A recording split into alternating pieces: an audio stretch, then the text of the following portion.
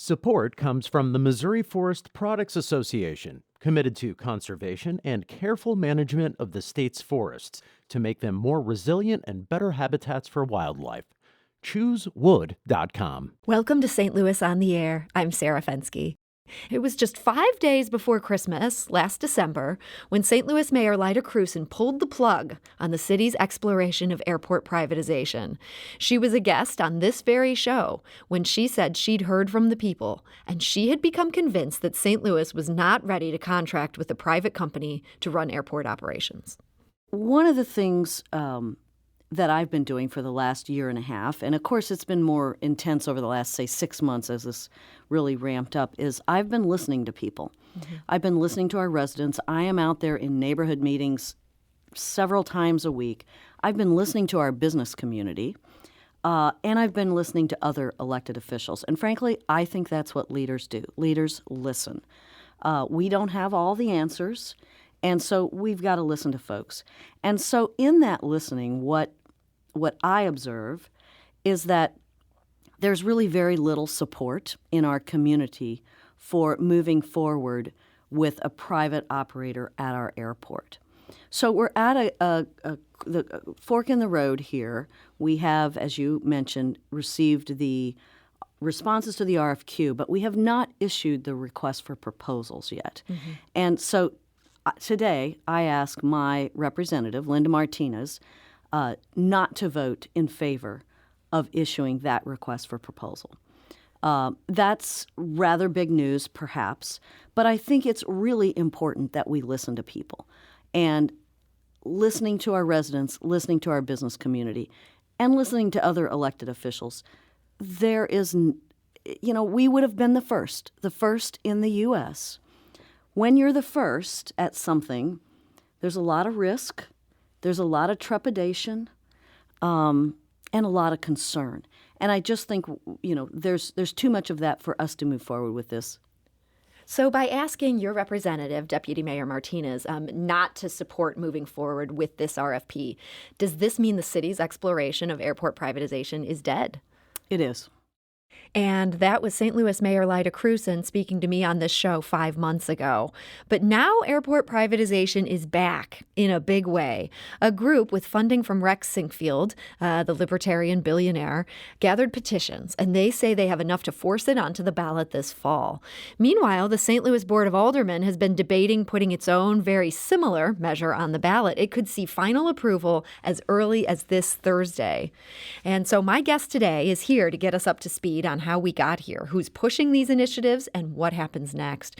Corinne Ruff is the St. Louis Public Radio reporter who's been covering this issue now for more than a year. So, Corinne, welcome back to the show. Hi, thanks for having me. So 5 months ago, Mayor Lyda Krewson announced this was all over, but now we've got these two different plans. Let's start with the one involving signatures. Who is behind this particular initiative? Yeah, so this is a group called St. Louis Rising, and I think that's a great place to start, actually, because this effort actually picks up right after Mayor Krewson pulled the plug on the city-backed effort. So this new group is called St. Louis Rising. It's being spearheaded by the St. Louis City NAACP and the St. Louis Kansas City Carpenters Regional Council. They're more commonly known as the Carpenters Union, but both of these groups together endorsed privatization just before Krewson ended the process. And so in January, they put out a statement saying, hey, we want to find a way to keep this going. That materialized in this signature gathering campaign to get a charter amendment on the ballot in November. Their timeline got a little thrown off, as a lot of things have got thrown off by the coronavirus pandemic. So they really got to work getting those signatures in May, and then they submitted them to the Board of Elections last Monday. Okay, so they turned in these signatures to the Board of Elections. Does that mean they're good to go and this thing is going to be on the ballot? Well, not exactly. So the Board of Elections says they've received the signatures. They're about halfway through verifying them. They got, the St. Louis Rising says they've submitted 38,000 signatures. I think the Elections Board is still trying to figure all that out. So that puts their deadline at this Thursday. They could finish sooner, but I think they've just got to cram through and see how many of those are valid. The effort does need a solid 20,000 signatures that are valid. Now, Thursday, the Board of Elections will say, hey, you got it or you don't got it. If you don't have it, they actually get an extra 20 days to submit more signatures. Okay, so they turned this in with a fairly big cushion. Sounds like they had 18,000 signatures that could get thrown out and still have enough here, but they would even get more time even after that. Yeah, absolutely. And the Board of Elections says, hey, that's always the best practice. Turn in more than you need, because you never know if you get a signature, if someone actually is a registered voter in St. Louis. They might live in the county or elsewhere. So they definitely have a cushion, but it looks like they do have a backup plan. If they don't have enough verified signatures, they sort of get a little bit of extra time to get some more. Now, when I mentioned this particular initiative, this St. Louis Rising, I did mention the name Rex Sinkfield. What does he have to do with this? Yeah, that's a good point. So maybe it's a good idea to sort of start about how this came about. So Adolphus Pruitt is the head of the city-led NAACP, and he told me he approached Travis Brown about this idea in January, right after the mayor pulled this idea, the city-back process. So Travis Brown runs several companies that are financially backed by Rex Sinkfield. One of those is Grow Missouri. So that might sound familiar to you. That is one of the lead consultants that was serving the city's airport privatization working group. So Travis is also the CEO and co-founder of another company called Galapagos, which is heavily funded by Rex Sinkfield as well. That organization, Galapagos, has donated nearly $400,000 to this campaign effort. So that's sort of the connection there. Okay. And originally, we know back when the city was still pursuing this through the mayor-led process, that process had all begun because it was something that the former mayor, Francis Slay, had brought to Rex Sinkfield. Rex Sinkfield was interested in subsidizing that effort. He's still involved now in helping finance bringing this to the ballot. So it sounds like we'll know in the coming month or months whether or not this thing is going to be on the ballot, but it doesn't just rest on this effort. There's also a second process underway at the St. Louis Board of Aldermen, and for those whose heads are hurting at this point, we apologize. But Corinne Ruff, walk us through what this second process is up to. Yeah, exactly. So similarly, this is also an effort, a charter amendment that basically means if voters, get a chance in November to decide whether or not they would like the mayor to be able to lease St. Louis Lambert International Airport. If they decide yes, if more than 60% of voters say yes, that would actually add an amendment onto our city's charter, putting in place a pretty specific plan for how to go about leasing the airport. So the other effort is going through the Board of Aldermen, as you mentioned. It's being sponsored by President of the Board, Louis Reed, and then recently was co-sponsored as well by Alderman John Collins Muhammad. So there's been lengthy debate about this. There was a 6-hour meeting yesterday, came down to a pretty thin vote, 14-11, passing this almost to the final stages. So as you mentioned, they could pass this finally by Thursday. The efforts are pretty similar to the petition gathering. They mirror each other in many ways. The biggest one I would say is that they both set a minimum price for a deal. They would only consider bids of at least $1.7 billion. They would have to pay off the roughly $600 million of debt at the airport. And then they also lay up these trust funds. So what are we going to do with $1 billion? Well, the message is, hey, we want to take this significant pot of money and actually invest it into distressed neighborhoods of North St. Louis that have been neglected for a very long time. So there's some difference in the trust. President Reed's bill does have several additional trust funds that put money towards minority business assistance, public transit infrastructure, modernizing our technology in some of our city departments. So there's a couple of new things. There were several amendments also added on within the Board of Aldermen process. Some of that means, hey, there's no money going towards Tower Grove and Forest Park and the money set aside for parks because those parks get a lot of private funding. So there's certainly differences between, so where some of that money is going to be going. So what happens if both of these get approved? If the signatures that are gathered end up being valid enough to put this on the ballot, and at the same time, the Board of Aldermen takes this vote, possibly as early as Thursday, to put this on the ballot, what happens then?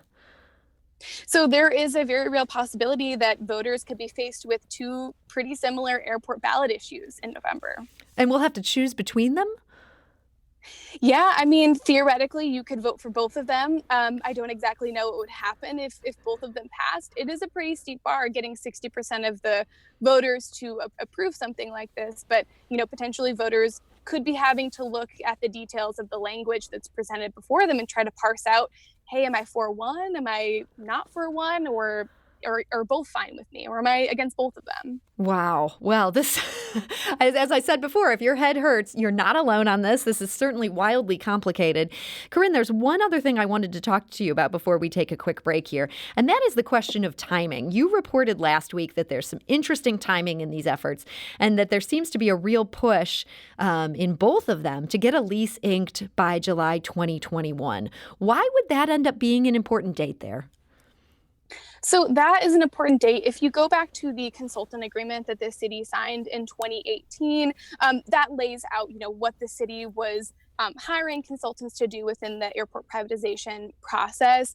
There is a tail period provision in there. So that means that if the city does go through with a deal to lease the airport within 18 months of terminating that consulting contract, they have to pay those consulting fees anyway. So those fees are a percentage of the deal price. So if we know that the deal price is at least $1.7 billion, you can calculate that the total amount of money that would need to be paid back to all of the consultants is at least $44 million.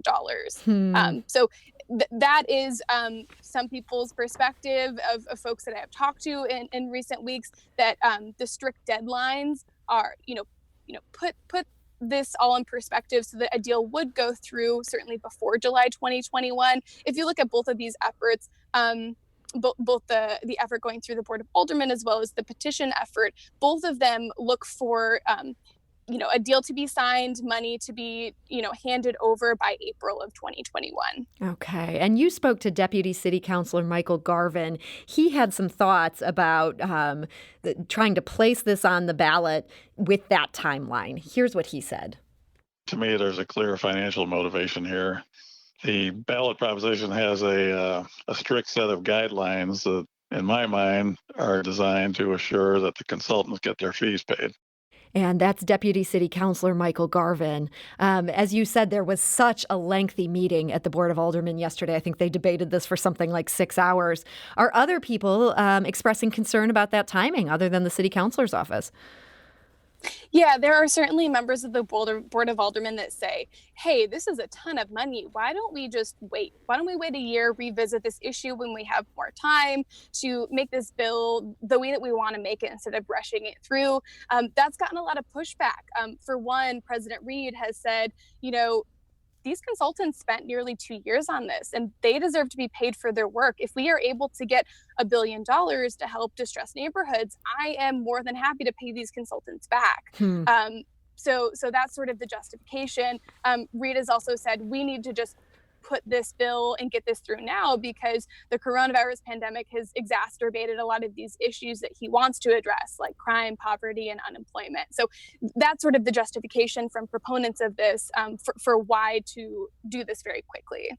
We're talking about the new efforts to lease St. Louis's airport to a for-profit entity, and my guest today is St. Louis Public Radio reporter Corinne Ruff, who's getting us up to speed on a whole lot of developments. If you're interested in joining our conversation, if you have questions about airport privatization, you can give us a call. We're at 314-382-8255. That's 382-TALK. You can also send us a tweet at STL on air or email us at talk@stlpublicradio.org. We need to take a quick break, but we'll be back shortly to continue this conversation and hopefully take your calls. This is St. Louis on the Air on St. Louis Public Radio, 90.7 KWMU. Support comes from the Missouri Forest Products Association. Missouri produces wood pallets, railroad ties, white oak barrels, hardwood floors, and more. Details on the variety of products made in the state are at choosewood.com. And now back to our conversation. Our guest today is Corinne Ruff. She's St. Louis Public Radio's business reporter, and she's been covering airport privatization for quite some time now. There are so many developments she's getting us up to speed on, and we're so glad that you're here, Corinne. One question I wanted to ask you before we get to some of our callers who would like to join us on this is that previously critics of privatization had made a big deal about asking for a public vote. Now, this seems to be setting up a public vote. Does that that solve at least one of their concerns on this? I think that is certainly what the argument that I have heard coming from Adolphus Pruitt, head of the city's NAACP, that is spearheading the petition gathering effort to put this on the ballot in November. They said, hey, you know what? You had a problem with public vote. Here's the public vote. Here's the opportunity for the public to weigh in. I think the big difference to remember is that, public votes that were called for last year were largely talking about an advisory vote, a non-binding vote that would essentially take the temperature of residents in St. Louis, say, does this have enough public support for this to really go forward? The difference now is that if 60% of voters approve one of these two efforts, this would go through. This would be binding. There would be no additional need for the Board of Aldermen, for instance, to pass something. The mayor would get the go-ahead to explore leasing the airport, as long as they find someone that's willing to spend at least $1.7 billion on it. If someone is willing to spend $1.7 billion, does the mayor have any ability to say no to that plan if this vote goes through and the public says yes with a big enough majority? So the mayor could choose to do nothing. There are some provisions written into each of these initiatives. They differ slightly, but essentially saying that if the mayor does nothing, it would go to the president of the Board of Aldermen to make this decision and to pursue a deal of some kind. As we were talking about earlier, there's very strict deadlines. In fact, within this is looking at President of the Board of Aldermen Lewis Reed's bill going through right now, that within 30 days after approval of this amendment, that's when you start getting these bids coming in for the city. So that is a very quick timeline. As you mentioned, I've been covering this, and that process was very lengthy. In the fall, it took several months even just to get requests for qualifications from companies. I think some of the justification I would say from that now might be like, hey, we already know that there are at least 12 teams that are very interested and very qualified. Let's just speed up this process. Even though, of course, the pandemic has changed so much. But as you say, that's a good point. People at least know what they're getting into, or knew what they were getting into pre-pandemic. I do want to go to the phone lines. We have some people hoping to join us. And if you want to be one of them, our phone lines are open. You can give us a call at 314-382-8255. That's 382-TALK. You can also send us a tweet at STL on air. Let's go to Jean, who is calling from St. Louis. Jean, hi. You're on St. Louis on the air. Okay, this was yesterday. A young man knocked at my door to ask if I wanted to sign a petition from the Carpenters District Council that had to do with economic development in St. Louis. And the mention of the Carpenters District Council and economic development made me think that this had something to do with airport privatization. I asked the young man if he worked with them. No, he did not. And I asked him if, what more can you tell me about this? He was very sketchy in the information that he had. It's very nice. He was doing a good job being a petition gatherer, I think, very possibly a paid one. And I said, if this has to do with airport privatization, it's not something that I'm in favor of, but I would appreciate it if you could explain more clearly what it is you're asking me to sign. And I wonder if your guest can comment on petitions that are going around and the kinds of things that are being, in this case, very unclearly, but citing economic development, trying to get my signature. Yeah, and Jean, just one quick question for you before I take this to Corinne, and that is when you tried to push him and you said you want to know more, but you're not in favor of airport privatization, do you feel like he had a satisfactory answer for you at that point? No. I mean, he was a real cheerful young man. Sure. I don't know that he was, invested on this on one side of the thing or the other. I did mention that I knew that the NAACP and the Carpenters District Council had both come out in favor of this, but he just, the information that he was able to give me was very unclear, and he never said anything about airport privatization. He strictly pitched it as economic development.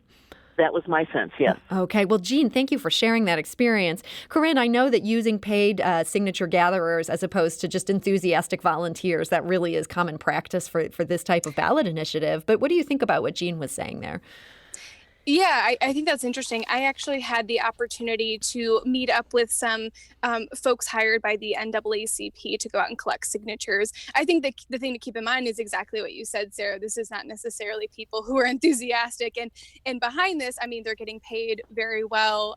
It's a very good job. I think it's more than $15 an hour to go around and collect signatures. And, they're not necessarily getting debriefed on everything. I think when I was was there, listening in on a speech from Adolphus Pruitt, the head of the NAACP, a very impassioned speech about like, hey, this has the opportunity to turn around communities, especially in North St. Louis, to get rid of some of these dilapidated buildings, to invest in new housing and work on job training programs. I do know that there are two separate petition gathering sort of organizations. The one that I sat in with was more so going to neighborhoods in North St. Louis, Central West End, and that there was another group that I'm less familiar with that was sort of tackling South St. Louis neighborhoods. So I'm not sure where you live, Jean, but that might play into whether they said they were more associated with the Carpenters Union.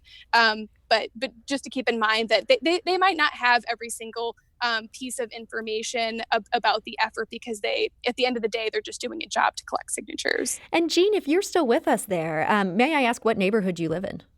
I live just south of Forest Park, so I am in South City. Interesting. So that might be the argument they're making to South City. Well, Jean, I appreciate hearing about that experience, and it's interesting to know what's going on the ground. Let's go back to the phone lines. Jerry is calling from O'Fallon, Missouri. Jerry, hi, you're on St. Louis on the Air. Good afternoon. I began in the airline business in the late 70s when Lambert was a major hub for actually two airlines. But this is just a typical, essentially a money grab. I mean, this is burning the furniture. It's not good, not even in the long term. It's not good in the medium term. We're going to wind up, if this goes through, paying $44 million in fees, and we're going to wind up with a big pot of money that's supposedly going to go to neighborhoods that need it. But I would predict that not a large percentage is ever going to go anywhere where we're told it's going. And in the end, what happens is in privatization, you're going to wind up, not just with airports, but you're going to wind up with a cut in, you can only cut expenses in the short term to show or to, bring in more money, and the resulting decline in the level of service is going to wind up with a situation where we, the taxpayers, if we want to hold on to our airport, are going to be asked to come back in and make up the difference. Jerry, that's a really depressing scenario that you outlined there. I'm not psychic, but I've been around for a long time, and not only, as I said, airports, but almost all privatization setups are just like a pyramid scheme. Well, Jerry, thank you for sharing that perspective. Corinne, are people worried that pulling all this money out of this airport to deal with what are some very real needs in North St. Louis and throughout the city, that this could end up seriously harming St. Louis airport operations, making it a place that people are much less likely to want to have flights coming into? Yeah, absolutely. That is certainly the concern of some vocal opponents of privatization, namely the comptroller, Darlene Green.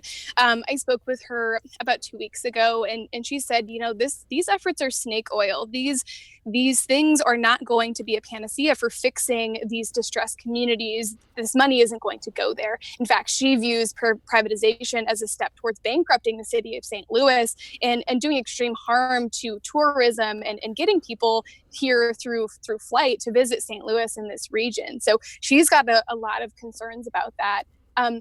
Jerry did mention that $44 million fee to consultants. And I did want to read a statement from Travis Brown, if that's okay. He is the head of Grow Missouri, which would be receiving some of that money back. Yeah, that would be great to hear his perspective on this. Thank you, Corinne. What does he have to say? Yeah, I think it's important to point out. So he says, quote, reimbursement was not the primary motivating factor for my involvement. After Mayor Lyda Krewson pulled the plug on the airport privatization process 6 months ago, our business and elected leaders who worked against the project promised to do more studies and propose alternative solutions. 6 months have passed and those opponents have done nothing. The NAACP and the Carpenters Union then stepped up with their own initiative and contacted us asking for help.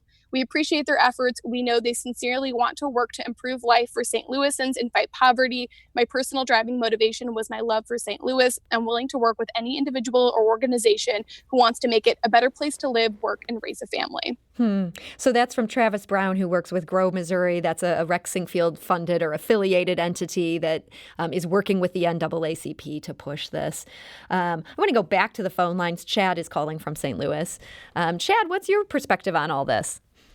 I'm really against this. I think it's a money grab. I think people have identified certain constituencies and said, look, if we get all this money, you're going to get a big chunk of this. You better be for it. And I don't really think that's the way that a decision should be made. I think that this is an asset that the city has and should be proud of and shouldn't be sold, in my opinion, to the highest bidder. Well, thank you so much for that perspective, Chad. I appreciate you calling. We also got an email from Tom, and he writes, "My comment is that the consultants deserve nothing. Consultants that sign on for a study with a payment contingent on a particular result are not objective, and their results are suspect. They only find what they will be paid for. We should ignore their findings in full." And Corinne, this goes back to the sort of the original terms of the deal back when the mayor was more part of this process, which basically said that these entities only do get paid if this deal goes through. Right, exactly. I wanted to ask you about one other thing. We've been talking a lot about the Carpenters Union being in favor. Have other unions come out in support of this as well? Yeah, so as you mentioned, they're spearheading the petition effort. The United Food and Commercial Workers Union, the UFCW, recently signed on in support of it. Notably, earlier this week, though, another union, SEIU Local 1, is against this. So they represent about 100 airport janitorial workers, and they've been concerned, even during the city back process. I spoke with some of their janitors last year who said, we don't know their plan. We have no idea how this might affect our employment here, our collective bargaining. And I think, some unions, including SEIU Local 1, have concerns about future contracts.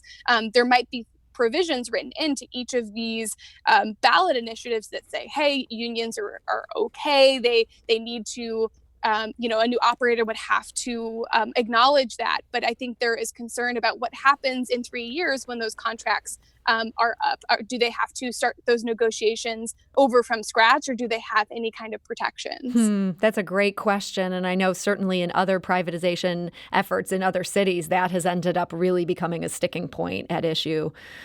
We also heard from Don, who just sent us an email, and he asks, why are the NAACP and the Carpenters for the privatization? Now, I can say we've had Adolphus Pruitt on this show. Corinne, I know you've talked to him as well. He's been saying that why he supports this is he sees a big influx of money for North City, and that this is a way to deal with the most impoverished communities and get them to the big cash payday they need to turn things around. But I haven't really heard as much of an explanation of why the Carpenters Union is in favor of this. Corinne, is that something that you've spoken to them about or talked to people who've spoken to them about? Yeah, I have spoken with Al Bond, the head of that group, before. As far as I know, I think he just sees a lot of potential at the airport. We do know that there is a lot of unused land around the airport. The issue with developing that, of course, is that you need to pay down the bulk of the debt before you can develop that land. And they view this as an opportunity. Hey, we can pay that off. We can get some people to work building, maybe we have certain distribution logistics centers out there, some way to use this sort of vacant land. So I think they view it as an opportunity for, development and certainly for good construction and Carpenters Union type jobs. Now, Corinne, as we heard from Mayor Krewson earlier on the show, back when we talked to her in December, and we also heard from some of our callers today, there are certainly a lot of people in that grassroots position or even in the business community who have a lot of concerns about airport privatization. Yet this does seem to be headed to the ballot. Do we know if there's anybody with deep pockets or the ability to raise money who's planning to set up a campaign to advocate for the no side when it comes to these propositions or proposition? That is a really good question. I do not know. I have been, talking to some business folks, and I think there's a lot of waiting and seeing sort of where these two efforts go. There's a lot of questions still. So no, I'm also waiting to see sort of if there will be a larger opposition movement besides what we've seen so far from a couple of unions and a couple of small local organizations. I do think it is worth pointing out that we do not know exactly where Mayor Lyda Krewson stands on this. Last week, she said notably that both of these proposals have some problems, and she noted that very large consulting fee that the city will potentially have to pay back if they go through a lease before next summer. But, she's been trying to say, look, my priority is making sure the airport gets their flights, during this pandemic and after this. But, they'll figure figure it out if voters approve it. That's very interesting. And that's going to be one thing I think to keep an eye on as this story develops. What else is on your radar where in these coming weeks or even months that you're going to be paying some attention to? Well, I am really curious to see, of course, whether these efforts, if both of them land in the ballot, what that will mean, what will be the education to voters for, what these two proposals could actually mean for city residents. And for me, I think one of the big questions on my mind is, what is the future of Lambert Airport? I mean, the pandemic is certainly having a very major impact on air travel of all kind and tourism. And I've been trying to look at, what does development and growth look like at this airport, privatization or not? Certainly we have an airport commission that thinks about these long-term strategic goals. And I'm wondering, how those are changing, how they're being influenced by, consistent talk of privatization. Does that derail any long-term issues, or are things already being derailed enough because of this pandemic? Well, there is so much to keep an eye on with this story, and I have a feeling that it won't be long before we have to have you back on again for that very reason. So, St. Louis Public Radio reporter Corinne Ruff, thank you so much for sharing your expertise with us today. Yeah, thank you, Sarah.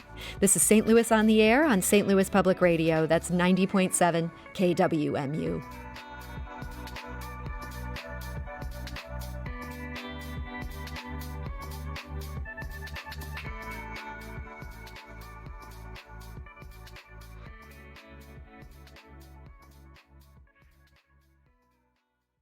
Support comes from the Missouri Forest Products Association.